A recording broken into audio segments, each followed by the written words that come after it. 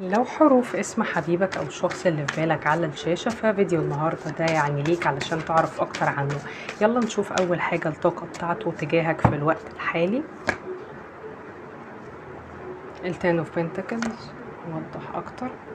على فكرة الشخص ده عنده مشاعر قوية تجاهك، الشخص ده بيحس بالاستقرار الشديد جدا جدا معاك، وبيشوفك اكتر حد مناسب ليه ان انت تكون زوج معاه او ترتبطوا او تكملوا حياتكم مع بعض. فهو بيحس بسعادة كبيرة جدا تجاهك، وبيحس باستقرار نفسي معاك، بيحس ان كأنكم متربيين مع بعض، ان كأنك حد من اهله، ان كأن في انسجام، في توافق، تعرفوا بعض من سنين طويلة، ان انت اكتر شخص ينفع ان هو يتجوزه.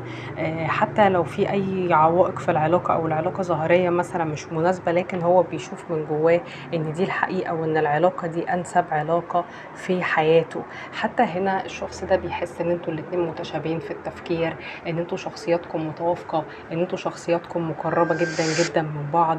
فعلشان كده هو بيحب جدا الوقت اللي بيقضيه معاك. لكن يمكن العلاقة بينك وبين الشخص ده مضطرين ان هي تبقى في سرية، ممكن لان حد فيكم مش جاهز ان هو يعلنها او ياخد خطوة رسمية دلوقتي، يا اما لان العلاقة دي فيها طرف ثالث. فالشخص ده عنده ليك مشاعر كبيرة جدا، لكنه حاسس ان العلاقة دي لازم تفضل سرية الى حد ما.